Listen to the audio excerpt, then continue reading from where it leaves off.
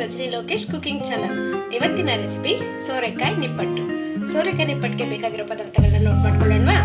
ಬೇಕಾಗಿರೋ ಪದಾರ್ಥ ಅಕ್ಕಿ ಹಿಟ್ಟು, ಕಡಲೆ ಬೀಜನ ಹುರಿದುಕೊಂಡು ಪೌಡರ್ ಮಾಡಿ ಇಟ್ಕೊಂಡಿದ್ದೀನಿ, ಈ ಥರ ಅರ್ಧಂಬರ್ಧ. ಹಾಗೆ ಹಸಿಮೆಣಸಿನಕಾಯಿ ಪೇಸ್ಟು, ಈರುಳ್ಳಿ, ಸೋರೆಕಾಯಿ, ಕರಿಬೇವು, ಎಣ್ಣೆ, ರುಚಿಗೆ ತಕ್ಕಷ್ಟು ಉಪ್ಪು, ಅಕ್ಕಿ ಹಿಟ್ಟು. ಈಗ ಹೇಗೆ ಮಾಡೋದು ಅಂತ ನೋಡೋಣ.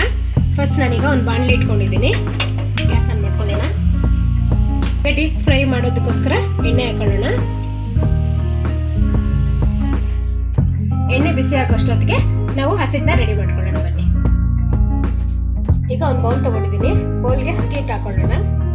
ಅಕ್ಕಿ ಹಿಟ್ಟು ನೋಡ್ಕೊಂಡು ಹಾಕಬೇಕು, ಯಾಕಂದ್ರೆ ಇದಕ್ಕೆ ನಾವು ನೀರು ಹಾಕೋದಿಲ್ಲ. ಬರೀ ಸೋರೆಕಾಯಿ ಮತ್ತೆ ಈರುಳ್ಳಿಯಿಂದಾನೆ ನಾವು ಮಿಕ್ಸ್ ಮಾಡ್ಕೊತಿದ್ದೀವಿ, ಅದಕ್ಕೋಸ್ಕರ. ಸೋರೆಕಾಯಿ ಹಾಕೊಳ್ಳೋಣ.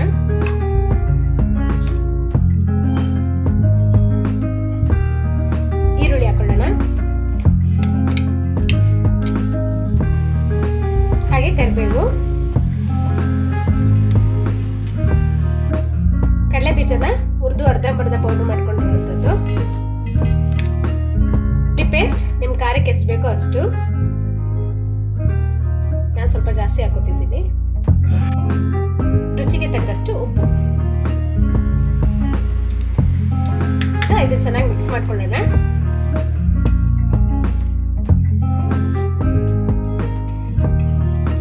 ಅಕ್ಕಿ ಹಿಟ್ಟು ನೋಡ್ಕೊಂಡು ಸ್ವಲ್ಪ ಸ್ವಲ್ಪನೇ ಮಿಕ್ಸ್ ಮಾಡ್ಕೋಬೇಕು, ಒಂದೇ ಸತಿ ಹಾಕೋಬಾರ್ದು.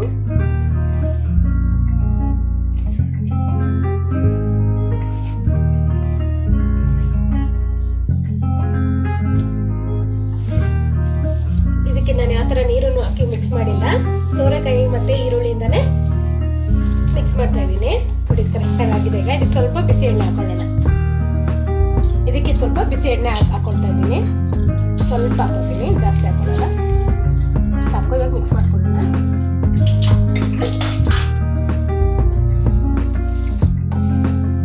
ಎಣ್ಣೆ ಜಾಸ್ತಿ ಬಿಸಿ ಇದ್ರೆ ಕೈ ಇಟ್ಬೇಡಿ, ಸ್ಪೂನಲ್ಲಿ ಕಲಿಸ್ಕೊಳ್ಳಿ.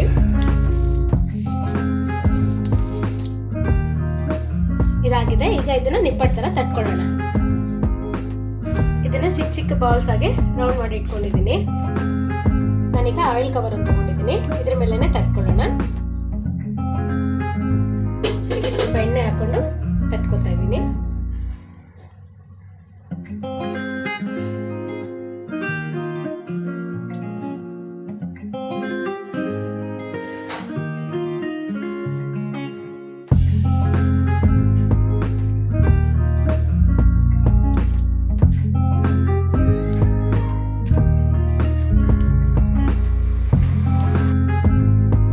ಈ ತರ ತಟ್ಟಿಟ್ಕೊಂಡಿದ್ದೀನಿ. ಈಗ ಅಡ್ಡಿ ಫ್ರೈ ಮಾಡೋಣ.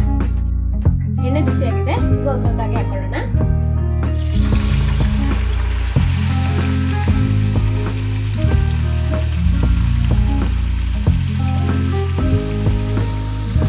ಈಗ ಟರ್ನ್ ಮಾಡಿಕೊಂಡು ಬೇಯಿಸ್ಕೊಳ್ಳೋಣ.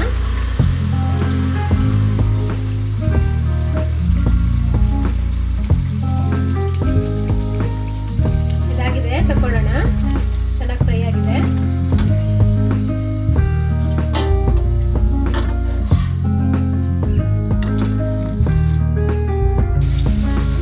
ಸೆಕೆಂಡ್ ಬ್ಯಾಚ್ ಹಾಕೊಂಡಿದ್ದೀನಿ ನಾನು. ಎಲ್ಲಾನು ಅಷ್ಟೇ ಸಿಮ್ಮಲ್ಲಿ ಇಟ್ಟು ಫ್ರೈ ಮಾಡ್ಕೋಬೇಕು. ಎಲ್ಲಾನು ಅಷ್ಟೇ ಈ ಥರ ಗೋಲ್ಡನ್ ಬ್ರೌನ್ ಬಂದ್ಮೇಲೆ ತಗೊಳ್ಳೋಣ. ಇದಾಗಿದೆ, ಸಾಕು. ಈಗ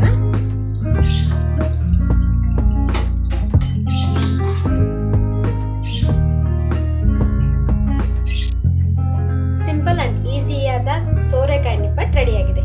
ಈ ವಿಡಿಯೋ ನಿಮ್ಗೆ ಇಷ್ಟ ಆಗಿದ್ರೆ ಲೈಕ್ ಮಾಡಿ, ಶೇರ್ ಮಾಡಿ, ಕಮೆಂಟ್ ಮಾಡಿ. ಮರುದಿನ ನನ್ನ ಚಾನಲ್ನ ಸಬ್ಸ್ಕ್ರೈಬ್ ಮಾಡಿ.